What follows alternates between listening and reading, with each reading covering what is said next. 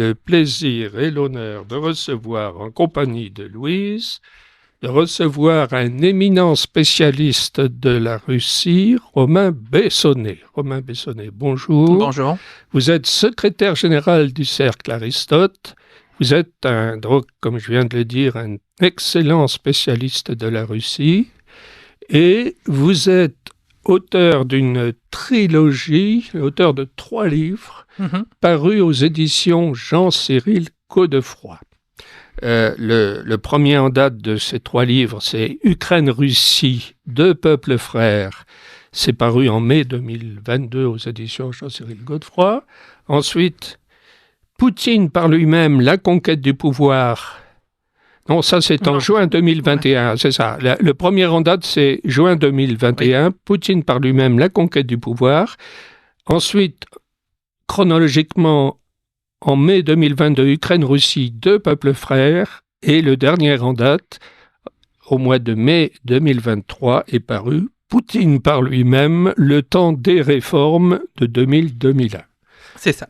Et donc, il y a là un très très vaste et très beau tour d'horizon de ce qu'est Poutine, sa pensée et son action. Alors effectivement, vous tombez à pic, si je puis dire, parce qu'en effet, la diabolisation de Poutine surchauffe. Alors la mort, hélas tragique, de Navalny, qui est sur le plan humain, évidemment, un événement déplorable, mais nourrit la combustion de la diabolisation. Alors évidemment, on ne va pas présenter Poutine comme un séraphin, et on ne va pas présenter la Russie comme une démocratie scandinave, évidemment. Néanmoins, vous qui avez fouillé par le menu toutes les déclarations de Poutine et tous les faits et gestes de Poutine depuis son arrivée au pouvoir et même avant, vous allez nous éclairer sur ce que pense vraiment Poutine et puis sur sa trajectoire. Parce que, en effet, vous allez nous dire ce que vous en pensez. Poutine, ce fils de Saint-Pétersbourg, quand il devient Premier ministre en 1999, puis président de la Fédération de Russie en 2000, il est, pourrait-on dire, occidentaliste, au sens de cette dichotomie, de cette division traditionnelle de la Russie, notamment qui s'est développée au XIXe siècle, entre les occidentalistes et les slavophiles, c'est-à-dire entre les héritiers de Pierre le Grand, qui avait établi la capitale à Saint-Pétersbourg, tout près de l'Europe, et qui s'était mis à l'école de l'Europe pour développer la Russie sur le plan économique, institutionnel, etc., surtout économique et culturel, et puis les slavophiles, représentés d'ailleurs dans la tradition littéraire russe par des auteurs comme Gogol, par exemple, ou de Dostoïevski, qui avait commencé d'ailleurs par être occidentaliste, avant de devenir slavophile. À la fin de sa vie, oui, effectivement. Voilà. Et donc, Poutine, quand il devient président de la Fédération de Russie, et notamment après les attentats du 11 septembre 2001, fait des offres aux États-Unis et pour rapprocher, vous allez nous dire si c'est exact, pour rapprocher la Russie de l'OTAN, justement, dans le cadre d'une lutte contre le terrorisme islamiste. Qu'en est-il ? Alors oui, c'est vrai. Premièrement, comme vous l'avez dit, je pense que le fait que Vladimir Poutine soit un fils de Saint-Pétersbourg a joué beaucoup dans sa vie. Donc, c'est un admirateur de Pierre le Grand depuis le début. L'une de ses premières actions, d'ailleurs, politiques, ça a été notamment de faire un plan de rénovation de Saint-Pétersbourg dans les années 2000, où la rénovation des bâtiments et des ouvrages dédiés à Pierre le Grand tenaient une grande place. Et donc, la pensée du Vladimir Poutine des années 99 jusqu'à 2003-2004, c'est effectivement de dire l'Occident est le plus fort. Si l'Occident est le plus fort, c'est qu'il y a des raisons. Et si nous voulons devenir une puissance qui compte, on doit intégrer, on doit utiliser les méthodes de l'Occident pour réformer notre pays, première chose, et deuxièmement, on doit intégrer le cercle de la conversation des puissances occidentales. C'était la démarche de Pierre le Grand et celle de Catherine II, oui, en fait. Effectivement. Et toutefois, il y a plusieurs bémols qui est mis à cette interprétation de la politique de Poutine. La première, c'est que Poutine va être le premier dirigeant russe post-soviétique, voire même depuis Gorbatchev, en fait, à faire une visite officielle en Corée du Nord, par exemple. Hein, il a de fer au feu.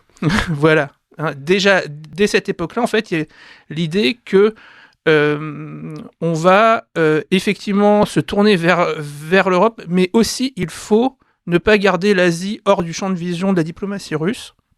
Ce qui est dans la logique de la géographie russe, 17 millions de kilomètres carrés qui sont à la fois en Europe et aussi en Asie, jusqu'au Pacifique. La majorité du territoire russe, d'ailleurs, est en Asie, géographiquement. Oui.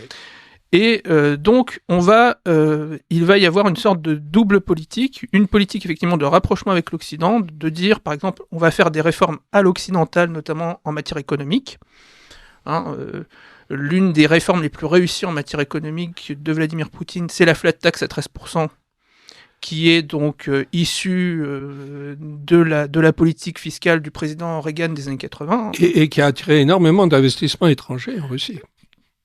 Qui a attiré des investissements étrangers et aussi qui a permis à certains Russes de s'enrichir, fortunés qui voulaient quitter le pays à y rester.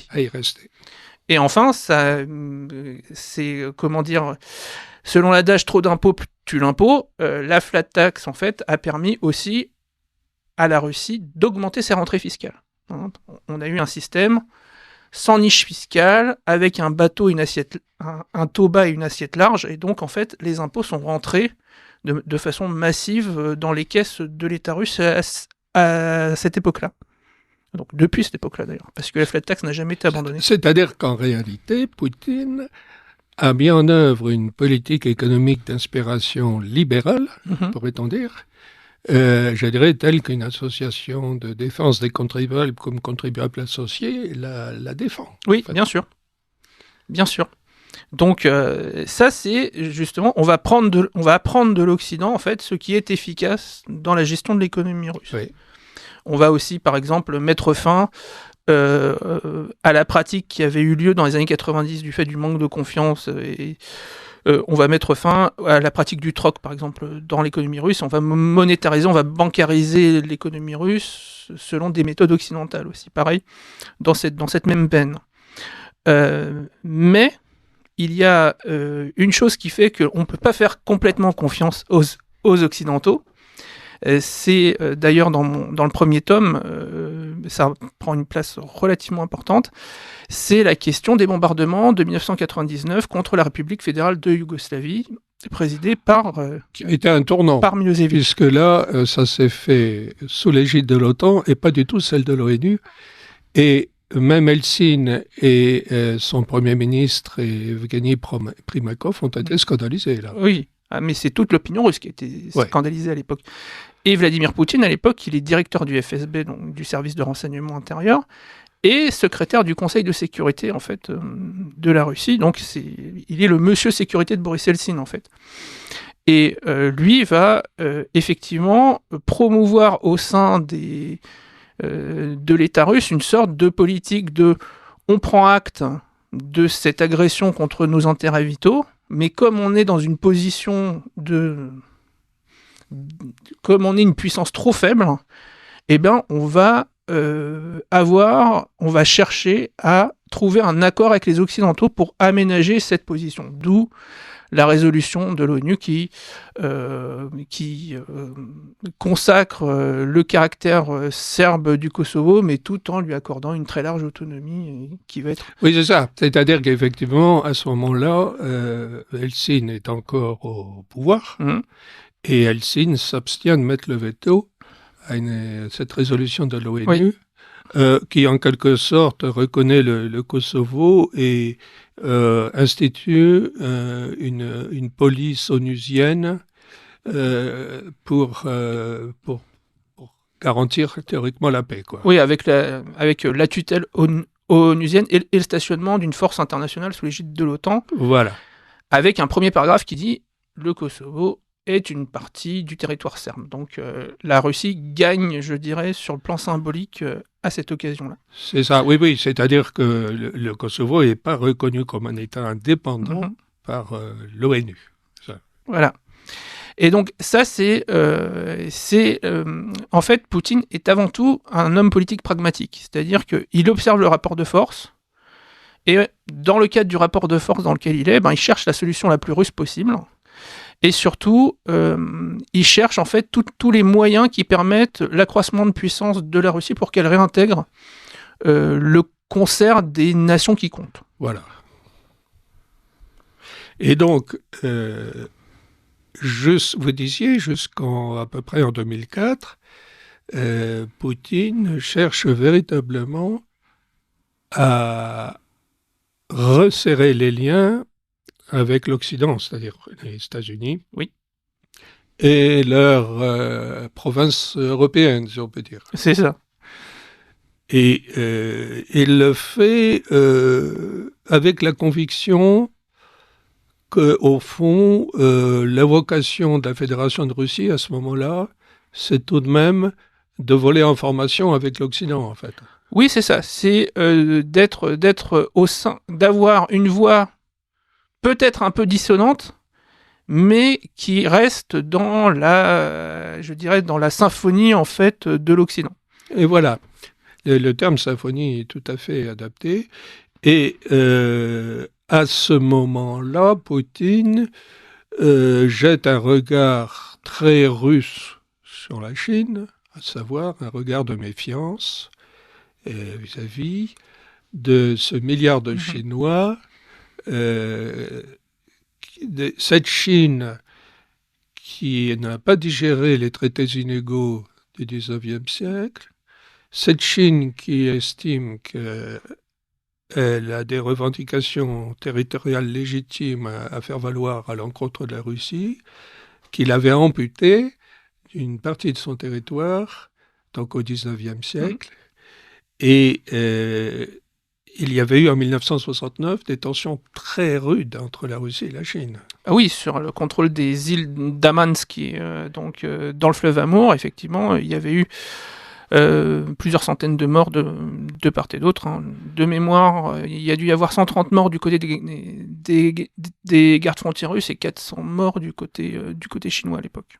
Alors, Henry Kissinger, qui dirigeait la diplomatie sous Clinton et suivant, avait donc été l'instigateur d'un rapprochement américano-chinois pour isoler la Russie.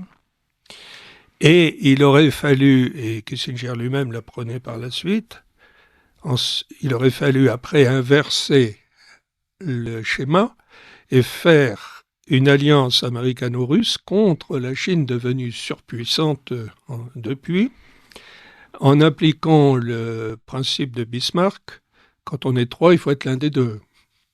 Mais apparemment, la diplomatie américaine erratique ne l'a pas entendu ainsi, et a préféré appliquer les principes du grand échiquier, le livre de Brzezinski paru en 1997, à savoir affaiblir la Chine, la suborner, éventuellement la disloquer, et ainsi contrôler le continent eurasiatique par ce biais-là. Oui. Alors vis-à-vis de la Chine, enfin de la Russie, pas de la Chine. Oui, démembrer la Russie, effectivement. Démembrer la Russie. Voilà. Deux choses. Premièrement, on surestime un peu la méfiance qu'il pourrait y avoir naturellement entre la Russie et la Chine. Alors, à l'époque soviétique, effectivement, il y a eu ce grand affrontement. Mais Chine et Union soviétique vont se rabibocher à la fin des années 80.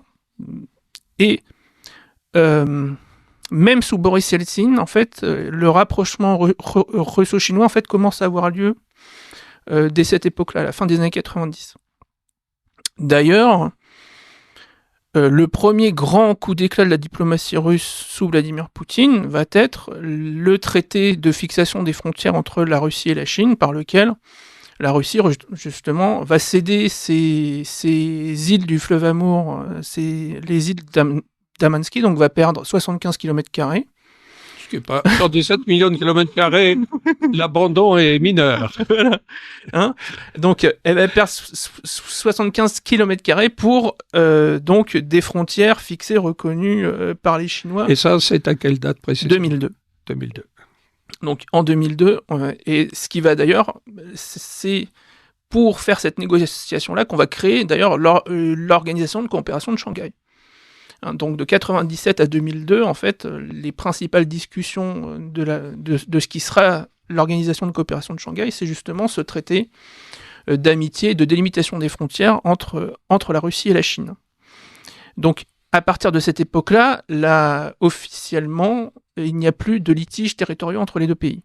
Ce qui va faire que les relations vont s'accélérer de façon considérable à cette époque-là. C'est-à-dire que la Chine, finalement, fait une croix sur l'extrême-orient sibérien. Oui, complètement. Voilà, c'est...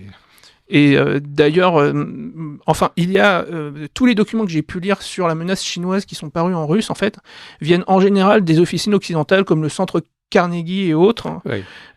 Et aussi d'officines qui opèrent depuis Taïwan, et on comprend pourquoi. Oui. Donc ça c'est un premier point. Mais effectivement, il y a eu cette méfiance entre la Russie et la Chine, je dirais, à l'époque de l'administration de Boris Yeltsin, en fait. Oui. Il y a beaucoup de voix chez les nationalistes russes, notamment, qui disent faut faire attention, la Chine est en train de monter en puissance, ils n'ont jamais reconnu les frontières, donc on doit être très méfiant vis-à-vis d'eux. C'est ça. Hein, mais justement, la politique de Poutine va être de résoudre, en fait, ce problème et de permettre une relation normale entre la Russie et la Chine. De plus, les principales infrastructures qui aujourd'hui permettent à la Russie et à la Chine d'avoir des relations économiques de plus en plus intenses ont été débutées par les opposants à Vladimir Poutine, bizarrement. C'est-à-dire le principal gazoduc Force de la Sibérie, qui relie donc les gisements russes du nord de la Sibérie à la Chine, ont été construits par M. Khodorkovsky, qui était le patron de la société Yukos. Oui. Aussi bizarre que cela puisse paraître. Mais qui en même temps était, lui, très très lié à Washington. Enfin. Voilà, qui était très lié à Washington et surtout aux Britanniques d'ailleurs. Oui, qui sont à relais à Washington. Voilà. Oui. Donc, les intérêts, je dirais, des milieux d'affaires russes aussi ont été assez contrastés donc vis-à-vis de la Chine à cette époque-là.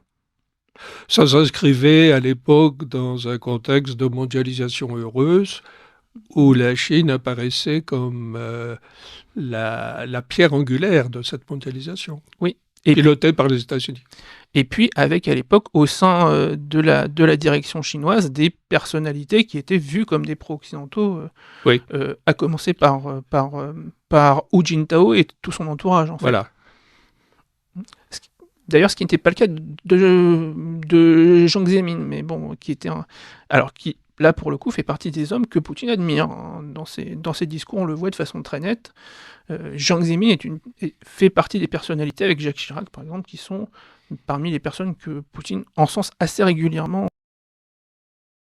A fini par jeter résolument Vladimir Poutine, on peut dire, dans les bras des Chinois. Donc, c'est cet expansionnisme agressif de l'OTAN au fil de l'agrégation d'États supplémentaires qui étaient des États du pacte de Varsovie, que l'OTAN a avalé goulûment. Et cet expansionnisme de l'OTAN ajouté au scandale du bombardement de la Serbie de 98 pendant 78 jours, je crois, Oui. Où la Serbie a quand même été écrasée sous les bombes de l'OTAN, alors que Helsinki avait supplié Clinton de ne pas le faire, mais Clinton ne l'a pas écouté. Tout cela a fait que finalement, Poutine, le fils de Saint-Pétersbourg, le disciple de Sobchak, le maire de Saint-Pétersbourg, qui était résolument occidentaliste, Oui. Et ce fils de Saint-Pétersbourg, cet admirateur de Pierre le Grand, finalement acquiert la conviction que l'antagonisme entre la Russie et les États-Unis est irrémédiable et qu'il faut vraiment jouer une carte asiatique. Alors oui, je pense que en fait, c'est une lente évolution en fait qui va amener à ça, qui commence justement sur la question de la lutte contre le terrorisme international. C'est-à-dire que les Russes disent, nous sommes des alliés dans la lutte contre le terrorisme. Et notamment, dès après le 11 septembre, je crois le lendemain ou le surlendemain, oui. Il a le jour même, en fait, une déclaration très forte de solidarité avec les États-Unis. De solidarité avec les États-Unis et de soutien, je dirais, inconditionnel. La Russie, d'ailleurs, va mettre les actes derrière les mots, étant donné que la Russie va accorder un transit inconditionnel du matériel militaire américain et de l'OTAN sur son territoire. Notamment, on sait qu'il va y avoir un droit de passage ferroviaire, par exemple, qui va être accordé aux Américains sur le territoire russe pour aller donc acheminer son matériel militaire par l'Asie centrale jusqu'en Afghanistan, par exemple. Voilà, oui. Donc, mais sur la question, par exemple, de Tchétchénie, et donc les Russes disent, puisqu'on lutte contre le terrorisme islamiste international, sur la Tchétchénie, vous allez nous soutenir. Et là, George Bush donne des assurances à Vladimir Poutine que oui, effectivement, on a compris, la CIA va arrêter toute action en Tchétchénie, parce que la CIA, sous couvert du MI6 britannique et surtout des services secrets turcs, chose que peu de gens savent, en fait, armait les miliciens terroristes et autres troupes. La Turquie est un des bras armés de Washington pour mettre la pagaille partout où c'est possible. Là, pour le coup, c'était flagrant.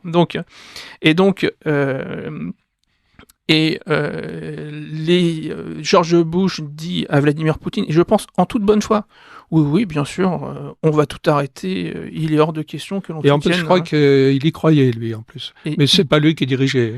Et ce qui se passe, c'est que le chef du FSB de l'époque, donc qui est aujourd'hui le patron du Conseil de sécurité russe, M. Patrouchev, prend contact avec ses homologues du FBI et de la CIA. Il leur dit, maintenant, voilà,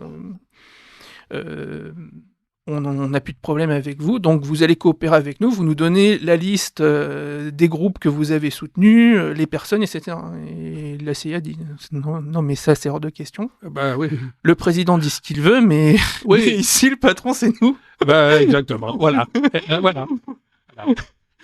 C'est ça. Et donc, en fait, c'est ça qui a jeté un froid, en fait, quand Vladimir Poutine s'est rendu compte, en fait, que au sein du système américain, même si je pense qu'il le savait déjà, mais... il y a l'État profond. Il y a l'État profond, et que l'État profond, en fait, n'est pas du tout... Aux ordres du président. Aux ordres du président, et n'est pas en accord avec cette politique, en fait. Poursuit une autre politique, une politique d'affaiblissement de la Russie, qui est donc constante, en fait. C'est ça. Et ça, je pense que ça, c'est vraiment l'un des tournants, en fait, dans la relation entre la Russie et l'Occident à cette époque-là. Oui. Et ce premier constat... Et d'ailleurs, soit dit en passant, la coopération va être excellente avec les services chinois à cette époque-là. Il faut savoir que la Russie va, de façon très discrète, renvoyer plusieurs centaines de terroristes ouïghours qui opéraient en Tchétchénie à l'époque. Ils vont les renvoyer aux Chinois qui vont être très contents de les récupérer. Voilà. Et alors, ce premier constat poutinien est suivi d'autres constats par la suite, puisqu'on voit l'OTAN donc s'étendre en violant les promesses faites à James Baker, le secrétaire d'État aux Affaires étrangères, faites par lui à Gorbatchev au moment de la réunification. Alors c'était à Shevardnadze pour être très précis. À Shevardnadze, oui, à Shevardnadze. Au moment de la réunification de l'Allemagne, etc. Promesse attestée par des témoignages et des documents diplomatiques, même s'il n'y a rien eu de signé officiellement. Et effectivement, l'expansion de l'OTAN s'est faite malgré les avertissements de Moscou, notamment, alors évidemment ceux de Poutine, mais même déjà du temps d'Helsinki, il y avait, je crois, déjà des inquiétudes. Ah mais le premier élargissement de l'OTAN 94 en 94 donne lieu en fait à des protestations par les Russes. Donc c'est Primakov qui est ministre des Affaires étrangères de Boris Eltsine à l'époque. Et ça va donner lieu à ce qu'on appelle l'acte fondateur Russie-OTAN de 1996, dans lequel l'OTAN s'engage à ne pas stationner d'armes nucléaires dans les nouveaux États membres et à ne pas mettre d'infrastructures militaires permanentes aussi dans les nouveaux États. Ce qui a été enfreint ensuite. Ce qui a été enfreint ensuite sous les administrations suivantes, et surtout en fait ce qui va être aussi pareil ce qui va attester le refroidissement entre l'Occident et Poutine, ça va être aussi la question du bouclier antimissile. Ah oui, ça c'est déterminant parce que ça rompt l'équilibre de la dissuasion. Voilà. Et le bouclier antimissile, c'est sous Obama. C'est Obama, je crois. Non, c'est dès George Bush fils, en fait, en fait, le bouclier antimissile, il est conçu sous Clinton. Oui. Il commence à être... Il est planifié sous George Bush fils et il est mis en œuvre sous Obama. Voilà. Mais disons, sous George Bush fils, Moscou sait très bien que ça y est, ça va être installé, quoi. En fait, sous George Bush fils, il y a le fait que les États-Unis se retirent en 2002 du traité du traité ABM, donc voilà. le traité sur les missiles antibalistiques, qui est la condition juridique pour mettre en place en fait ce bouclier antimissile en Europe de l'Est. Ce qui rompt totalement l'équilibre de la dissuasion qui avait eu cours jusque-là. Et ce qui effectivement est, alors pour le coup, pourrait-on dire, profondément inamical de la part des États-Unis vis-à-vis de la Russie, là. Hein. Et puis avec tout un narratif en plus des Américains disant que mais non, c'est pas contre la Russie. Non, on est en Europe de l'Est, mais c'est pas l'Iran.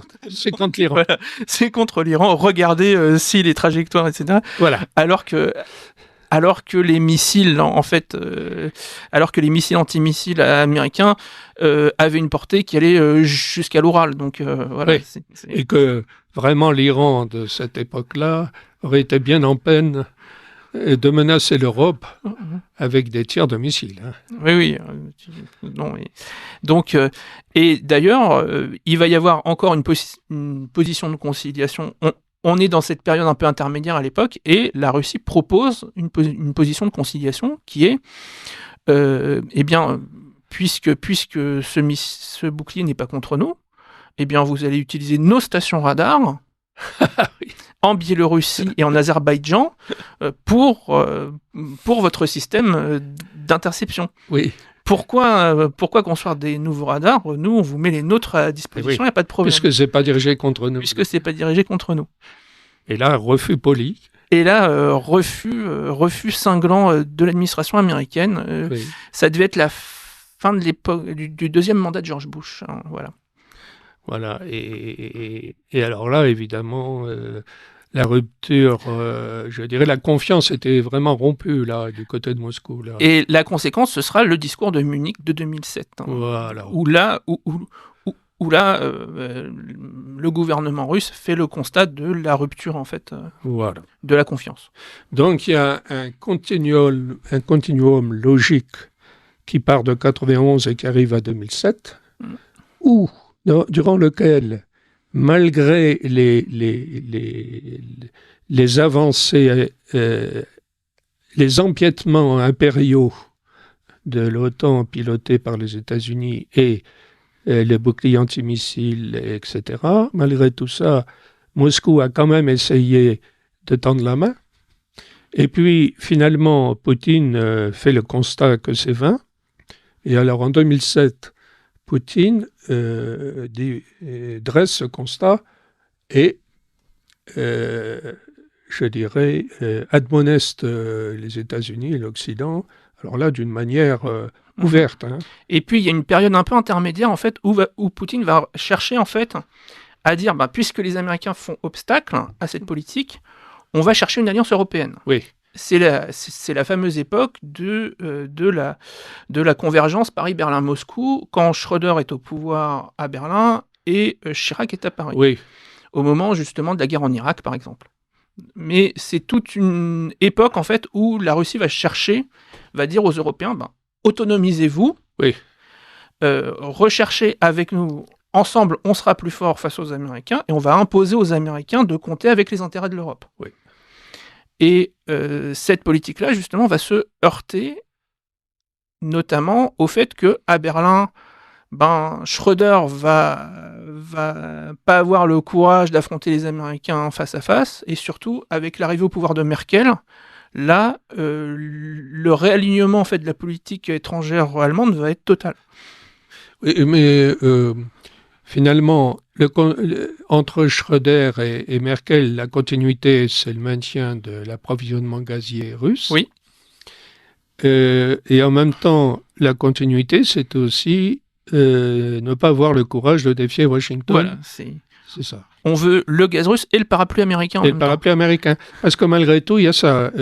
On a quand même peur de la Russie et on veut le parapluie américain. Quand même. Oui, et puis aussi, le parapluie américain, il a un autre avantage, vous qui connaissez bien l'économie, c'est que ça permet de maintenir un niveau de dépenses militaires très très bas pour un pays comme l'Allemagne.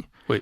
Hein, c'est aussi une nécessité, je dirais, c'est inclus dans la planification économique allemande. Le fait que finalement, on a des Américains qui, contrairement au Japon par exemple, font gratuitement, fournissent la sécurité de façon gratuite aux Allemands, ce qui leur permet de garder un niveau de dépenses militaires très très bas. Oui. Ce qu'ils n'auraient pas s'ils devaient être une puissance indépendante. Oui.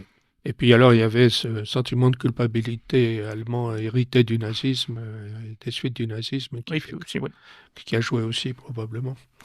Et alors, quand Poutine se rend compte que Paris et Berlin sont les soumis je dirais, les serfs, en gros, de Washington, il se rend compte qu'il n'y a plus rien à obtenir d'important du côté de l'Ouest. Et à ce moment-là, il faut se tourner vers l'Est. Oui. Il va se tourner vers l'Est. Alors, il va essayer en fait une politique effectivement, il va se tourner vers Pékin. Avec ce petit problème, c'est qu'à l'époque, à Pékin, on a des dirigeants encore assez pro-occidentaux, donc avec Hu Jintao et son Premier ministre. Mais Xi Jinping, en fait, est le vice-président.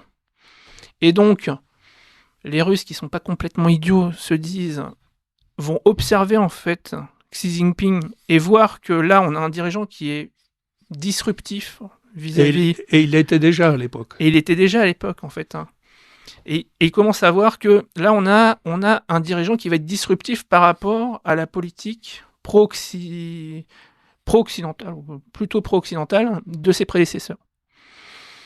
Et c'est un premier point, je pense, de ce qui va déterminer Vladimir Poutine à faire son discours de Munich en 2007. Ah oui, ça a joué, ça aussi. Ah, je pense que ça a joué, très très clairement. Ouais. C'est pas Vladimir Poutine n'est pas un dirigeant qui n'a pas un plan. Oui. C'est un joueur d'échecs. C'est pas du tout un joueur de poker, contrairement à ce qu'on dit. Et je pense que c'est une certitude. Et une deuxième chose aussi, c'est qu'à l'époque, la Russie en Asie se rapproche de pays comme le Japon ou la Corée du Sud aussi, qui sont pas des petits pays. Et donc effectivement là, on va rechercher en Asie une sorte de relais de puissance. Surtout que l'organisation de coopération de Shanghai aussi commence vraiment à monter en puissance, étant donné qu'à l'époque, l'Inde et le Pakistan, par exemple, tapent à la porte. Oui. Donc, la Russie se dit, là, on a aussi une solution de rechange qui est en train de, qui est en train de se former. Et lorsque Xi Jinping arrive au pouvoir en 2012 à la tête de la Chine, alors là, le calcul poutinien se vérifie, c'est-à-dire d'avoir misé sur l'accès au pouvoir à la place de numéro 1 de Xi Jinping. Et puis, alors l'ère Xi Jinping, maintenant, depuis 2012, est marquée par je dirais, un défi de plus en plus marqué lancé à Washington. Ce qui alors va tout à fait dans le sens du recentrage asiatique de Moscou. Mmh. Oui, effectivement. Et d'ailleurs, en fait, la relation Xi Jinping et Vladimir Poutine est vraiment une relation qui va aller qui va aller crescendo en fait. Dans le rapprochement en fait économique mais aussi militaire et stratégique. Oui. Et là, on voit bien que les fantasmes occidentaux et les espoirs occidentaux consistant à vouloir enfoncer un coin entre Poutine et Xi Jinping sont vains.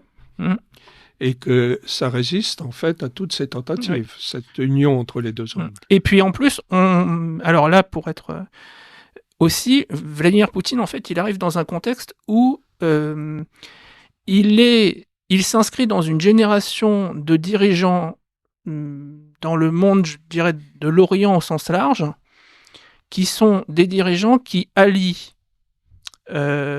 primat de l'intérêt national, enfin un certain nationalisme, une dimension spirituelle du pouvoir, et enfin la contestation de l'ordre occidental.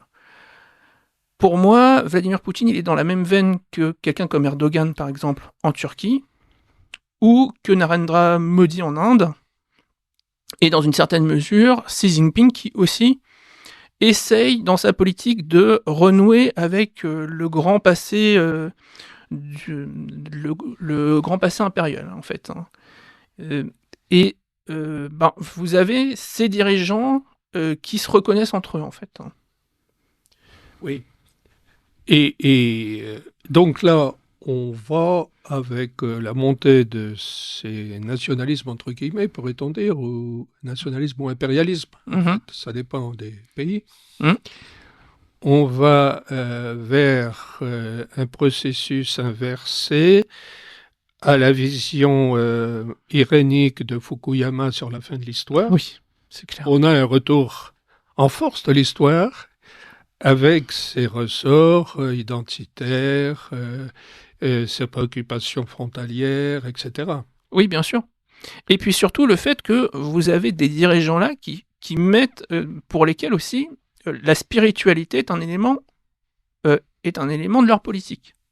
Ce qui est plus du tout le cas en Occident, par exemple. C'est-à-dire, en réalité, ce que Samuel Huntington avait appelé, dans son choc des civilisations, la réindigénisation du monde.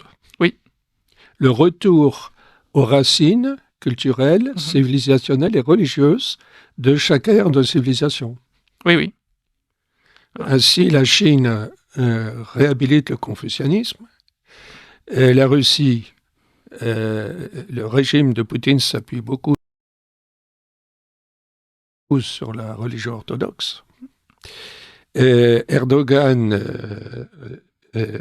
a revivifié le fondamentalisme islamique en Turquie.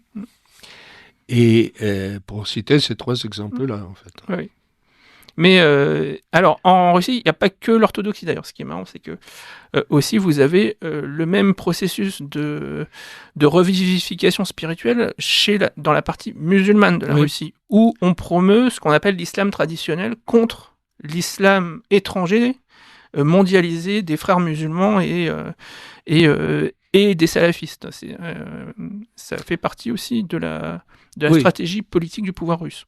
Oui, mais alors ce qui, par exemple en Tchétchénie, s'exprime notamment par, à nouveau, une pratique revivifiée des principes de la charia. Donc. Alors oui, mais de la charia et de la tradition caucasienne en fait, parce que si vous,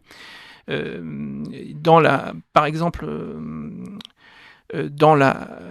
si vous allez en fait dans la pratique, dans les us et coutumes en fait dans le Caucase, il n'y a pas vraiment de différence entre les Tchétchènes qui sont musulmans et les Ossètes par exemple qui sont orthodoxes dans la relation, je dirais, dans les relations hommes-femmes ou dans tout un tas de domaines en fait. Oui. Vous voyez une tradition qui est commune en fait entre les deux, entre tous les peuples du Caucase, quelle que soit en fait leur religion. Mais effectivement, le fait que le pouvoir de Kadyrov investisse la sphère religieuse est un élément très important de la présence russe en fait en Tchétchénie. Sinon, on ne pourrait pas tenir. Oui, oui.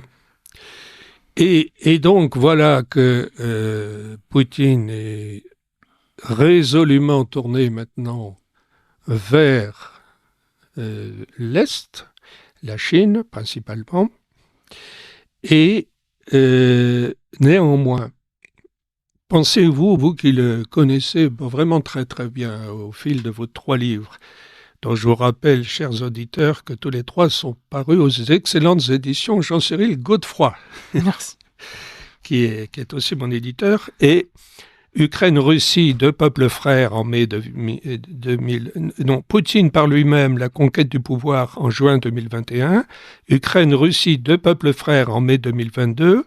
Et enfin, le dernier en date, Poutine par lui-même, le temps des réformes de 2000-2001 en mai 2023. C'est une trilogie que vous avez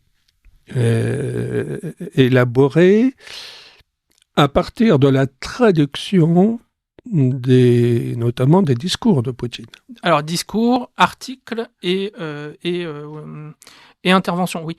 D'ailleurs, Poutine la pensée, je dirais, fondamentale de Poutine, elle passe souvent par des articles de journaux, en fait, qui sont publiés mais qu'il écrit lui-même Alors, certains sont écrits par lui, d'autres sont écrits par ses conseillers, il les revoit après. On sait, par exemple, aussi le discours de Munich, on sait, n'est pas complètement de lui, par exemple. Ah oui. On sait que la base a été rédigée par Monsieur Patrouchev, qui est le secrétaire du Conseil de sécurité. Oui, Patrouchev qui est vraiment un cerveau de la politique étrangère russe, en fait. Voilà, c'est le cerveau de la politique de sécurité en Russie. C'est lui. Voilà. Oui. Tout comme l'actuel chef d'état-major des armées, Gerasimov, est vraiment le cerveau de la politique militaire en Russie. Oui. Voilà, vous avez chez Poutine en fait cette conception aussi que il faut laisser du temps en fait à la politique. Par exemple, Gerasimov va être cette année le chef d'état-major des armées qui a le plus long règne depuis la fin de l'Empire russe. Voilà, il faut remonter à, je crois, Alexandre III pour avoir un chef d'état-major des armées qui a été aussi longtemps à la tête de l'armée russe. Et d'après vous, qui connaissez bien les arcanes du pouvoir russe, Gerasimov a une vraie envergure intellectuelle et... Ah oui, c'est un vrai intellectuel militaire. Il a parrainé en fait la renaissance de l'Académie des sciences militaires russes, par exemple, quand il est arrivé à la tête de l'état-major des armées. Non, d'ailleurs, je vais faire une révélation sur votre antenne, c'est le prochain livre que l'on planifie actuellement, ce serait une traduction des écrits de M. Gerasimov. Ah oui. Oui. Ça vaut la peine, ça. Ah oui. Ça va valoir la peine. Ouais. Ah, il a une vraie dimension. Oui, il a une vraie dimension intellectuelle, quoi. Une vraie dimension intellectuelle. D'ailleurs, ses écrits stratégiques plongent beaucoup dans le conflit syrien. Il faut savoir que Oui, qui a été une source d'expérience énorme. Oui. Qui a été une source d'expérience énorme pour l'armée russe, oui. notamment dans la stratégie pour contrer les drones, par exemple. Ils ont appris énormément sur le théâtre syrien. C'est ça. Et alors, pensez-vous que Poutine ambitionne de conquérir militairement les États baltes, la Pologne, et puis ce qui reste à conquérir de l'Ukraine, etc., comme l'annoncent avec tambours et trompettes les médias occidentaux à longueur de journée? Je pense que non. Alors, il y a plusieurs choses. Premièrement, l'idée en fait principale de la direction russe, mais de la société russe en général, parce que là-dessus, en fait, il n'y a pas de dichotomie entre Vladimir Poutine et sa population. C'est que là où il y a des populations russes historiques, leurs droits doivent être respectés. Ça, je pense que c'est fondamental pour comprendre pourquoi on en est arrivé à la guerre en Ukraine. L'intensité après de la relation entre la société ukrainienne et la société russe fait que la Russie ne pouvait pas se désintéresser de ce qui s'y passait. Contrairement à ce qui se passe dans les pays baltes, et je ne parle même pas de la Pologne, qui a été épisodiquement dans l'Empire russe, mais dans lequel il n'y a pas de minorité russophone. Donc je dirais, sur la Pologne, il n'y a pas de sujet, et sur les pays baltes, il y a presque plus de sujet, en fait, parce que en fait, les populations russophones des pays baltes, en fait, elles ont massivement quitté ces pays-là dans les années 2000. Et actuellement, elles sont revenues en Russie. Oui, pour beaucoup d'entre elles. Il n'y a pas je ne vois pas de menace existentielle au fait que les pays baltes ont encore un peu de russophones dans leur... Ensuite, vous avez le problème de la Géorgie qui, là, pour le coup, où il y a un conflit qui actuellement est sur la glace, mais qui pourrait repartir si les Occidentaux disaient aux Géorgiens d'essayer de redéclencher un nouveau conflit, comme ils l'avaient fait en 2008. Et puis, vous avez la politique un peu folle du Premier ministre arménien qui joue avec le feu actuellement, en brisant sa relation avec la Russie, qui était la principale garantie de sécurité de l'Arménie. Ce qui explique pourquoi Moscou n'a pas beaucoup intervenu contre les menées azerbaïdjanaises sur le Haut-Karabakh. Effectivement, comment dire, l'Arménie, du fait de sa géographie, avait comme seule garantie de sécurité la garantie que les Russes lui donnaient. À partir du moment où on a eu un Premier ministre, donc un chef du gouvernement en Arménie, qui a fait provocation anti-russe sur provocation anti-russe, et qui est dans la main de Washington. Et qui est dans la main de M. Soros essentiellement, parce que si vous prenez en fait le gouvernement arménien actuel, vous enlevez les ministres qui ont été formés par l'Open Society de M. Soros, vous pouvez enlever les 3/4 des ministres et la moitié des parlementaires. Donc, effectivement, les Russes disent, écoutez, vous avez fait le choix de faire ami-ami avec les Occidentaux, demandez-leur d'intervenir contre l'Azerbaïdjan, ça va être marrant à voir. Sachant que la Turquie étant membre de l'OTAN, c'est un peu compliqué.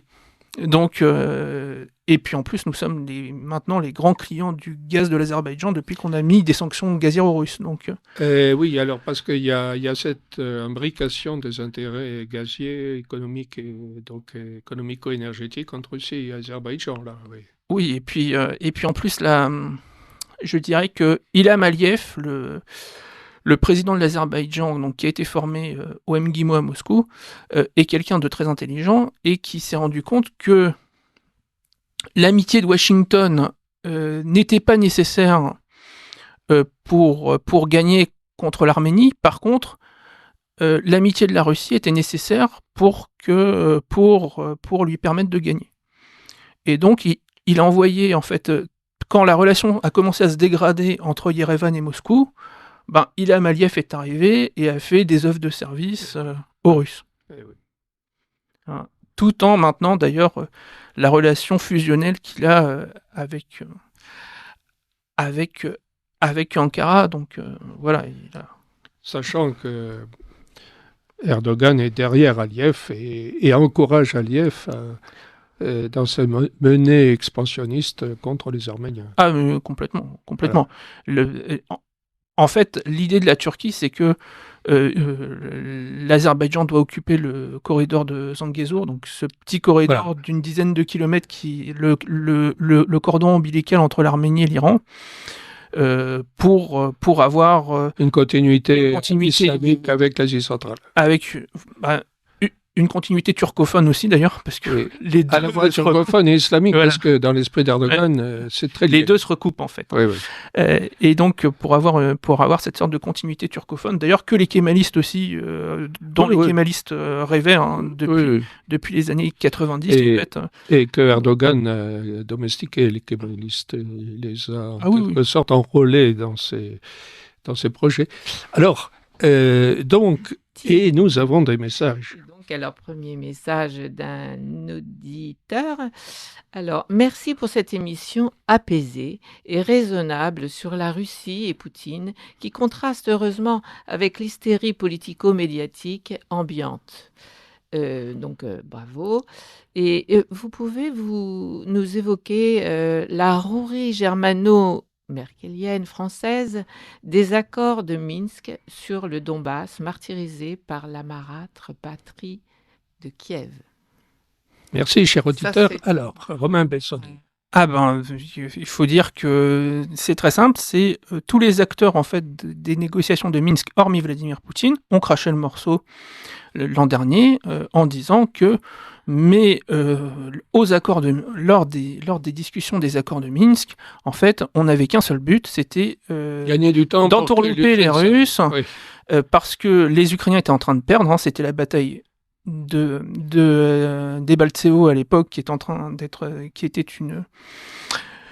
une déroute en fait de l'armée ukrainienne, et il fallait sauver le soldat ukrainien, donc on a donné aux Russes tout ce qu'ils ont demandé en sachant très bien qu'on n'allait pas les mettre en œuvre. C'est ce qu'on appelle en droit international négocier de mauvaise foi, et d'ailleurs c'est une violation du droit des traités. Ça, c'est entre parenthèses. Oui. Donc voilà, donc on a négocié un accord à Minsk qui était un accord équilibré, qui était pour moi un bon accord en tout cas, et sachant que les Ukrainiens ne l'appliqueraient jamais, et les négociateurs occidentaux ont dit mais bien sûr qu'on savait qu'ils les appliqueraient pas, le but c'était de gagner du temps. C'est ça. D'autres messages. Un message de Cyril. Au cours des 20 dernières années, M. Poutine n'a-t-il pas été trop naïf quant à la bonne volonté des Occidentaux de collaborer avec la Russie ? En relation avec cette première question, quid des déclarations de Macron ce lundi 20 février 24 quant à l'envoi de troupes en Ukraine ? Macron n'a-t-il pas trop tôt révélé les futurs plans de l'OTAN ? Il y a plusieurs choses. Alors la naïveté, dit cet auditeur, de Poutine, qui a tant attendu de l'Occident. C'est longtemps. Je pense que ce n'était pas de la naïveté, c'était en fait tout simplement la prise en compte du rapport de force. Faut savoir qu'à l'époque, en fait, c'est ce que je dis souvent à des amis français qui me disent mais pourquoi les Russes sont pas intervenus plus tôt en Ukraine ? Mais c'est très simple, si la Russie avait été coupée du système SWIFT en 2014, le système économique russe s'arrêtait de façon complète. C'est-à-dire, ils n'avaient pas un système de paiement de réserve, donc l'économie russe se serait arrêtée plusieurs mois, et en plus à l'époque, l'état de l'agriculture russe étant ce qu'elle était, la Russie aurait eu des coupons de rationnement sur un certain nombre de produits, donc, ce qu'elle n'a pas actuellement. Voilà. Effectivement, en 2014, l'Occident aurait été en mesure de mettre l'économie russe à genoux Et 8 ans plus tard, c'était pas du tout le cas parce que justement, la Russie a pris les moyens en fait de sa volonté de puissance. Et aujourd'hui, notre ministre de l'économie, Bruno Le Maire, peut constater qu'effectivement, l'économie russe est à genoux. Voilà. Et il y avait une autre partie de la question, donc. Ah oui, les plans de l'OTAN. Plan de l'OTAN. Oui. Il ne Voilà. reste pas les plans. Alors, je ne pense pas. Premièrement, parce que quand on lit la presse américaine, on se rend compte d'une chose, en fait, c'est que Laurent Arthur Duplessis, qui a un âge plus avancé que moi, peut se souvenir de ce qui s'est passé à l'époque de la crise des missiles, à l'époque de la crise des missiles de Cuba. En 62. En fait, quand vous lisez les comptes rendus qui ont été faits notamment par McNamara, qui était le ministre de la Défense de Kennedy, ou par ses conseillers, à l'époque, en fait, les militaires au sein du Conseil national de sécurité poussaient à l'escalade, oui. Et c'était les civils, donc McNamara, Kennedy, oui. ses conseillers comme Kenny O'Donnell, qui, en fait, retenaient les militaires. Curtis LeMay, notamment, voilà. Qui avait bombardé et rasé les villes japonaises pendant la Seconde Guerre mondiale, était un bout de feu, oui. et avait traité Kennedy de quelque chose qui est mou, si vous voyez ce que je veux dire, parce que Kennedy ne voulait pas attaquer Cuba et déclencher la Troisième Guerre mondiale. Voilà. Et actuellement, quand vous lisez dans les comptes rendus des réunions à Washington faites par la presse américaine, en fait, c'est l'inverse qui se passe actuellement. C'est-à-dire que la partie civile du gouvernement américain, notamment des gens comme M. Sullivan ou comme M. Kirby, donc qui sont les conseillers proches de la sécurité nationale de Biden, sont en train de dire mais il faut donner aux Ukrainiens tout ce qu'ils demandent, les missiles à très longue portée, donc il faut qu'ils puissent raser les villes russes, il n'y a aucun problème avec ça. Et ce sont les militaires, c'est le Pentagone qui dit hors de question, voilà, faut qu'on... il y a une ligne rouge à l'escalade et on n'ira pas plus loin. C'est vrai, c'est totalement inversé par rapport à 62, la crise de Cuba, oui, vous avez raison. Et donc on a un véritable retournement de la classe politique occidentale qui est là complètement patent. Et je pense que effectivement, dans cette veine-là, Macron, tout comme Trudeau d'ailleurs au Canada, est une sorte de parangon de cette classe politique hystérique, qui est d'autant plus hystérique qu'elle n'a pas fait la guerre, contrairement à Kennedy, à McNamara et Kenny O'Donnell, qui était lui au débarquement par exemple. Et donc, ils n'ont pas connu la guerre, et 2, ils n'ont même pas connu l'armée. Donc, pour eux, ils ont une vision un peu fantasmagorique de l'instrument militaire. Alors, d'autres messages. Message d'une auditrice, merci pour cette émission. Pourriez-vous nous parler de Poutine et les Juifs ? Oh, vaste question. Premièrement, il n'y a... Alors... De manière sous-jacente, je compléterai la question, Poutine est-il antisémite ? Je pense pas. Voilà, vous avez... D'ailleurs, c'est un peu le reproche que lui fait une partie de l'extrême droite russe qui est réfugiée à Kiev, faut le dire. Vous lisez les papiers donc, de gens comme Nikita Bielov, par exemple, qui est un grand dirigeant donc de l'extrême droite russe, qui donc est réfugié dans ce temple de la démocratie occidentale qui est Kiev. Il fait article sur article pour expliquer que le gouvernement russe de Poutine est un gouvernement juivé. Donc voilà. Donc je pense que ça plie le match. Après, la politique de Poutine, par exemple, vis-à-vis d'Israël, est une politique assez intéressante où effectivement on a une sorte d'équilibre qui a été trouvé et dont je pense d'ailleurs qu'il est en train dont la Russie va être contrainte de sortir vu la montée aux extrêmes du conflit. Mais la politique russe jusqu'à présent vis-à-vis d'Israël, par exemple, était une politique très équilibrée. C'est-à-dire qu'on avait une relation forte avec Israël où vous avez un élément de politique intérieure important, c'est que vous avez 2 700 000 Russes qui vivent en Israël. donc qui ont un poids politique important, électoral, avec des partis, un parti russophone qui est Israël Beitenu, de M. Lieberman. Et donc, on utilisait ça pour avoir une sorte d'influence dans le système politique israélien. Et par ailleurs, en Syrie, Russie et Israël ont trouvé des accords dans tous les moments de tension, en fait. Notamment, Tsahal et l'armée israélienne, ont toujours arrondi les angles avec les Russes, même quand Netanyahou faisait certaines déclarations martiales.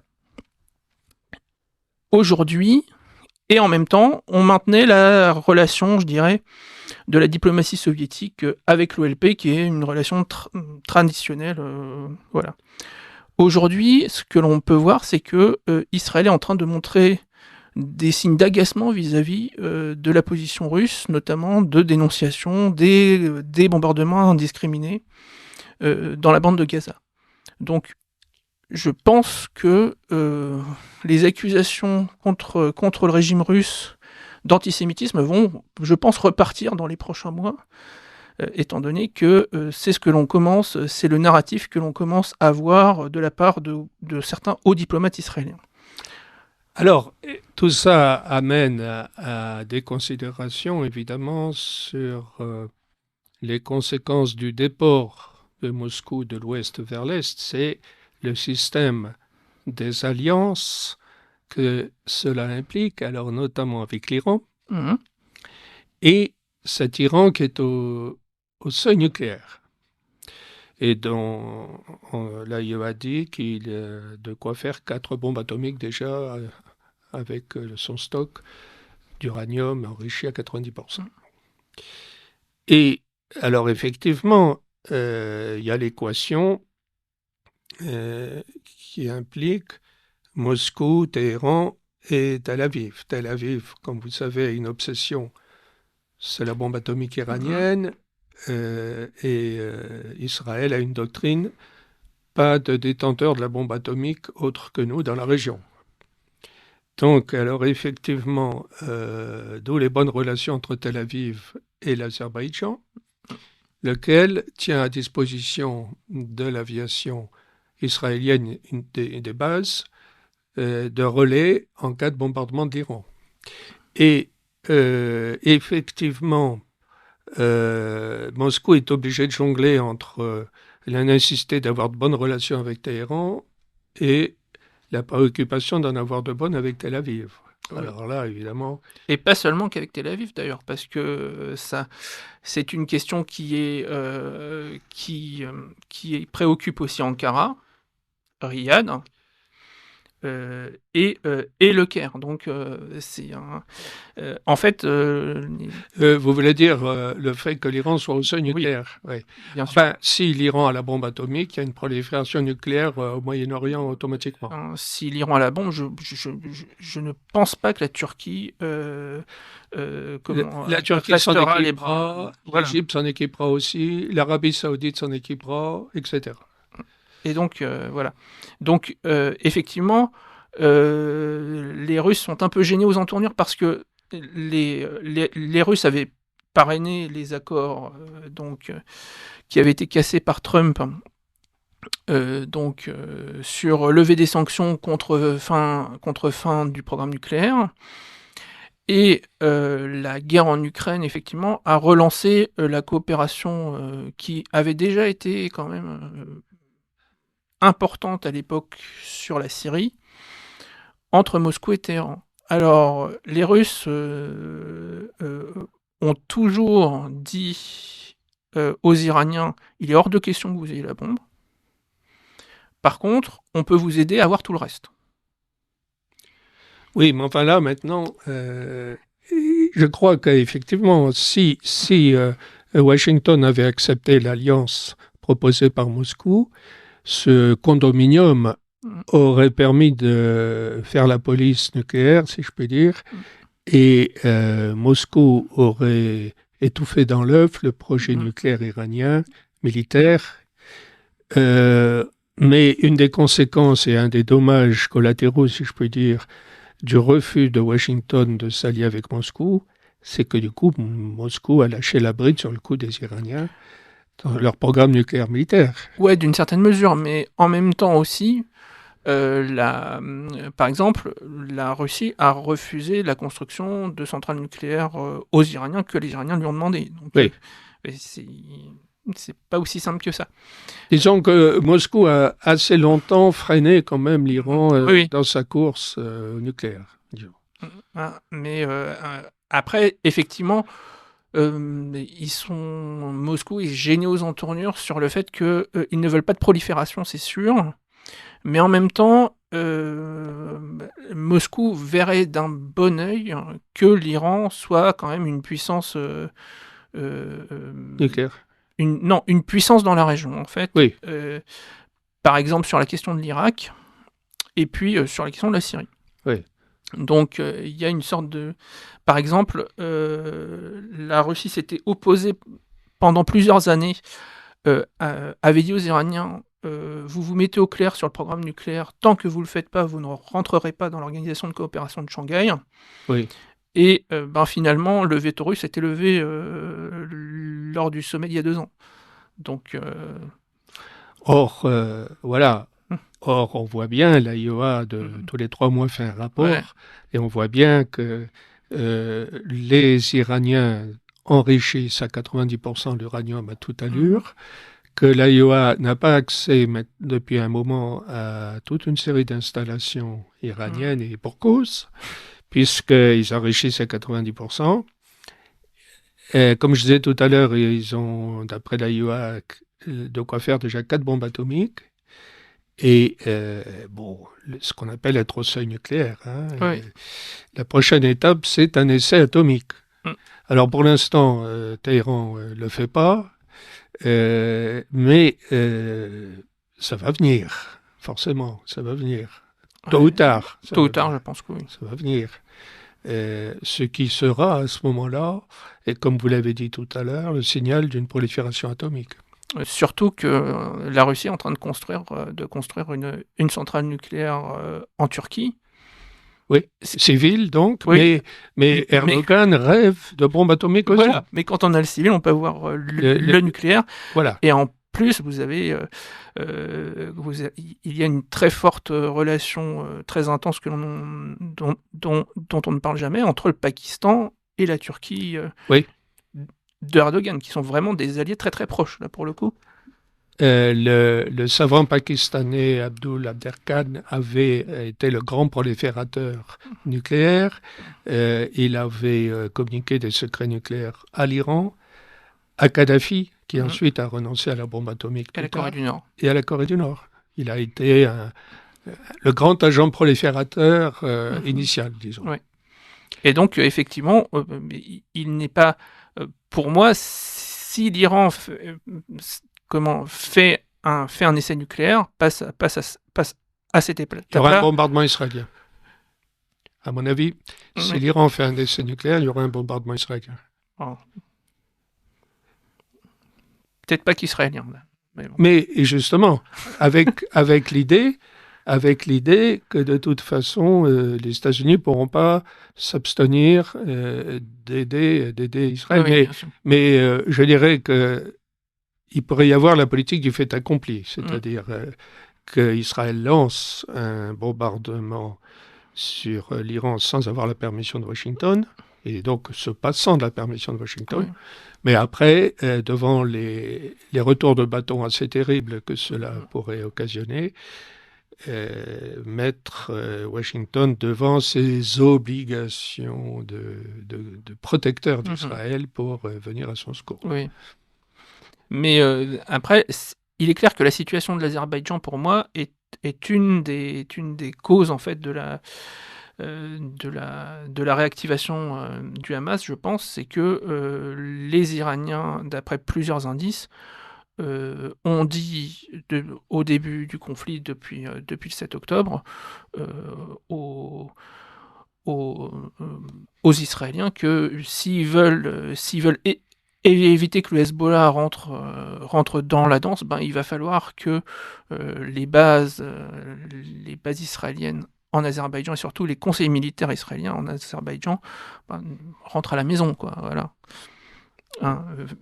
Il y a de mémoire entre 70 et 95 conseillers militaires israéliens actuellement.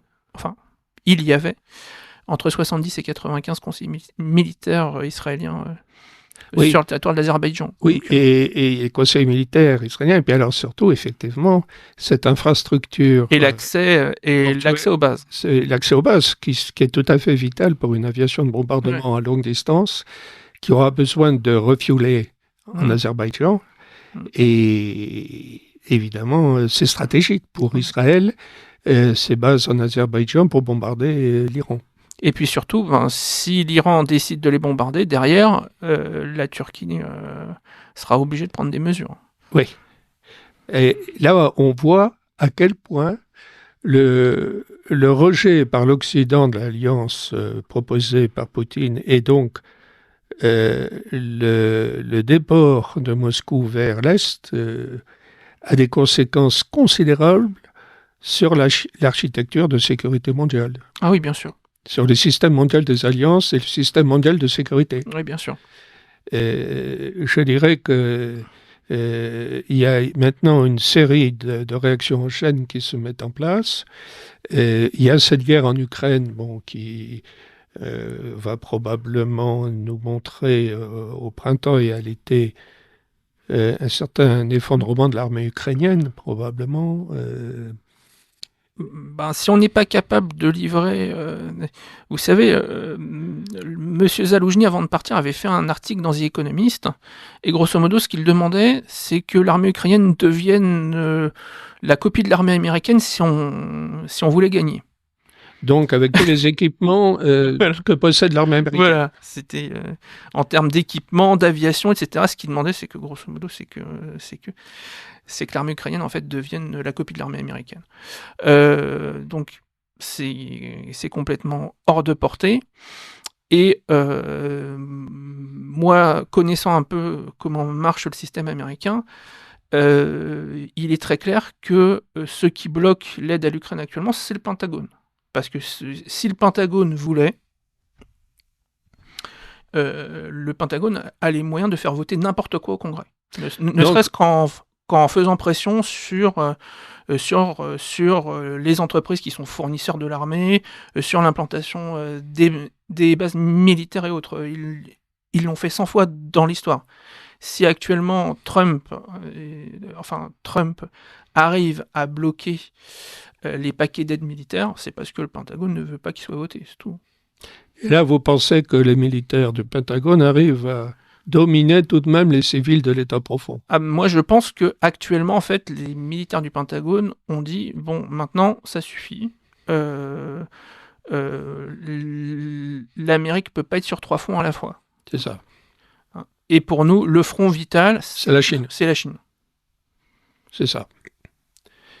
Et on voit bien que Pékin est engagé dans une course aux armements frénétique, que le budget de la défense chinois prend des proportions incommensurables, parce qu'en plus, il y a le budget officiel, mais en réalité, il y a tous les secteurs de l'économie qui sont au service des équipements militaires, mais qui ne sont pas comptés dans le budget.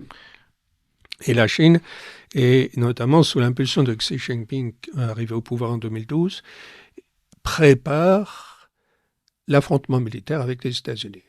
Sachant que les États-Unis, comme tout empire, ne céderont pas ne concéderont pas la première place à la Chine sans un conflit militaire, dans l'espoir justement d'empêcher cet avènement.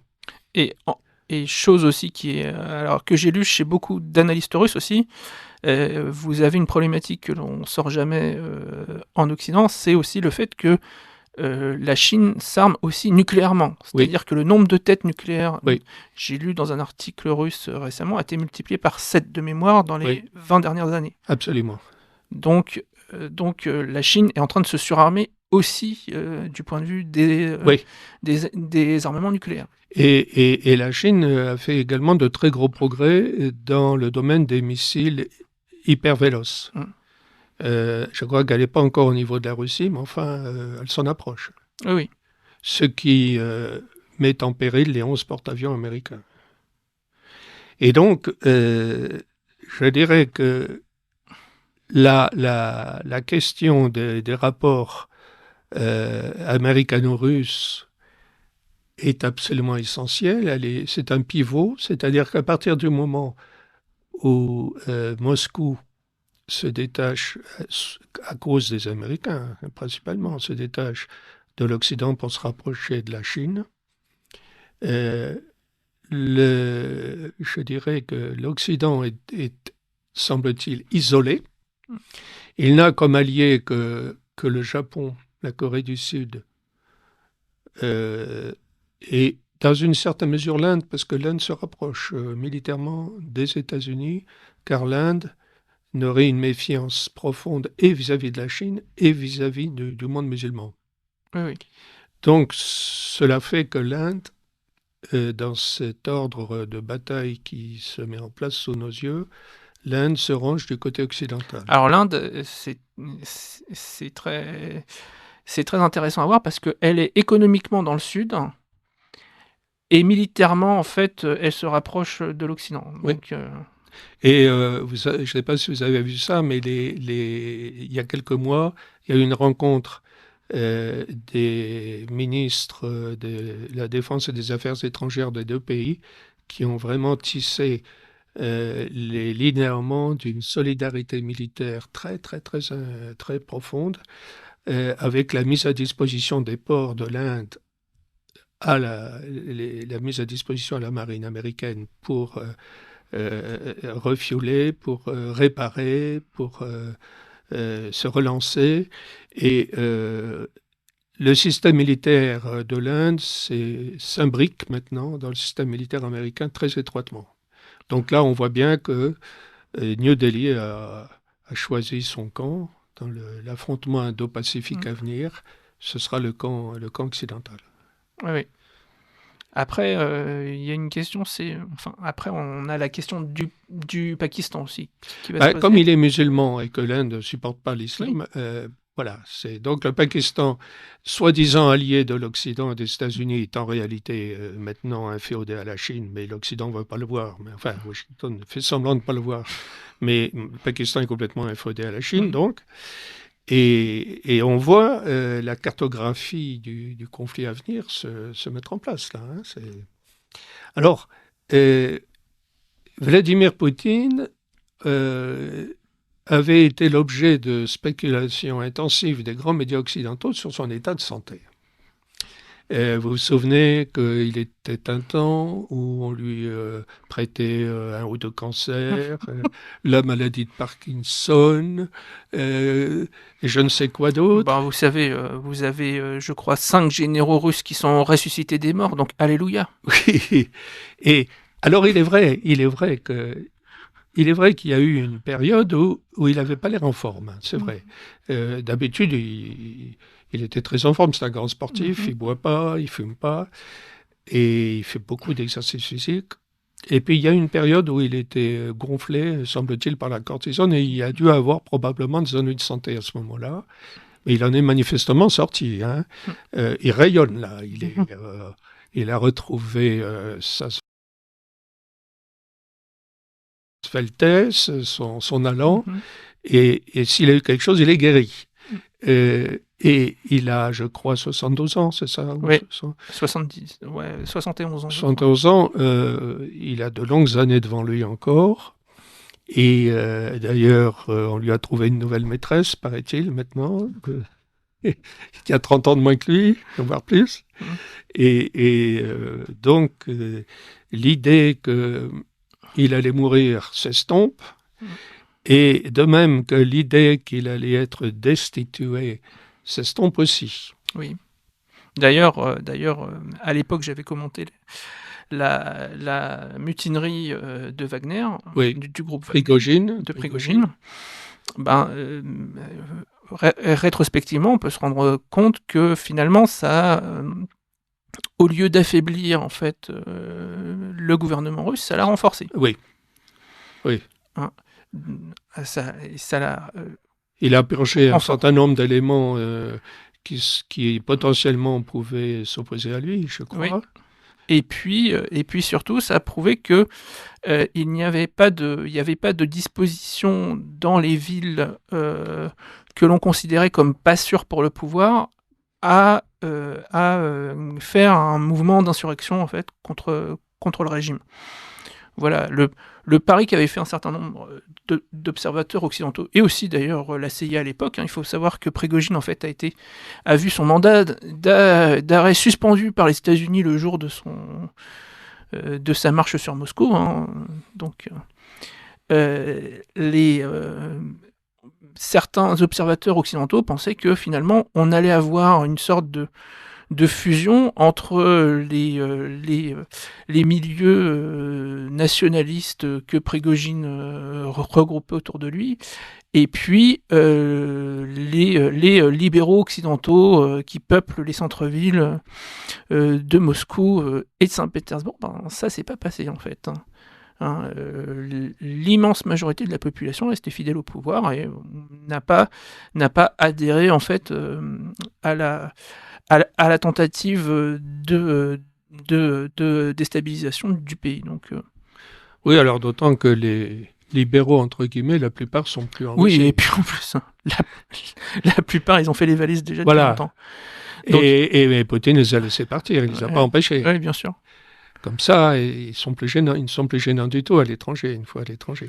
Et l'économie russe, donc, elle se porte fort bien, apparemment. Oui. Taux de croissance prévu par le FMI, donc 3%. Qui n'est pas une officine pro-russe, je crois c'est 3,2 même. 3,2 actuellement. Enfin, leur prévision pour cette année, c'est 3,2. Vous avez effectivement une partie de l'économie russe qui semblerait être passée en économie de guerre, mais pour une économie de guerre, vous n'avez aucune privation en Russie. Les salaires restent à des niveaux élevés. Et le taux de pauvreté, pareil, n'a pas grimpé en flèche en fait dans le pays. Donc, vous avez quand même une certaine stabilité économique malgré la guerre, et surtout, le pays arrive à fournir à son armée ce dont elle a besoin pour mener la guerre, ce qui est très loin d'être le cas pour l'Ukraine et ses alliés occidentaux. Alors, il nous reste 3 minutes. Je vois qu'il y a encore des messages qui arrivent. Et alors, Pierre voudrait savoir s'il est exact que Zelensky a publié un décret fin 2021 ordonnant l'armée ukrainienne ordonnant l'armée ukrainienne d'envahir le Donbass en mars 2022. Vladimir Poutine, apprenant cela, donc, a déclenché les opérations le 24 février 22. Donc, est-ce exact? Alors, ce qui est vrai, c'est que ce que l'on sait, ce qui est un factuel, c'est que l'armée ukrainienne avait massé une armée de 130 000 hommes de mémoire, donc dans le Donbass au moment où les Russes ont attaqué. Donc il a pris les devants, Poutine, sachant qu'il allait être... Donc effectivement, il y a eu de très fortes, enfin le fait que ce soit une attaque préventive, en fait que ça a été une mesure préventive de défense, est corroboré par les faits. Voilà. Donc des compliments de cet auditeur, mais surtout sa question, pensez-vous que la menace d'une guerre nucléaire soit crédible? Vous m'auriez posé la question il y a encore... C'est ça que je voulais. Voilà. Vous m'auriez posé la question il y a 10 ans, j'aurais dit absolument pas. Là, pour le coup, avec les dirigeants que nous avons, quand la dernière ligne, en fait, pour éviter l'escalade nucléaire, ce sont les responsables militaires. Dans un gouvernement normal où c'est les civils qui... Très bien vu. C'est les civils qui gouvernent, c'est quand même très inquiétant. C'est très bien vu, ça. Encore un message. Des compliments, et puis donc, oui. Françoise évoque Soros. encore dans tous ces Le rôle conflits, de Soros dans tout ça. toujours présent en fait dans le monde entier. Alors, George Soros est un des ennemis, effectivement, Une minute. du régime Ce russe. sera le mot de la fin. Voilà, c'est un ennemi à mort de Vladimir Poutine et du régime russe. Là, il faut être clair, net, précis. Dans tout le pourtour de la Russie, Soros Oui. a fait tout ce qu'il a pu pour diminuer l'influence de la Russie. Et enfin, dernière chose, en Russie, en fait, le principal programme de la fondation de M. Soros, c'était de réécrire les livres d'histoire russe. Chers camarades, si tu veux plus de contenu, de réinformation, d'éducation populaire et de formation intellectuelle, n'hésite pas à faire un don sur notre page Tipeee.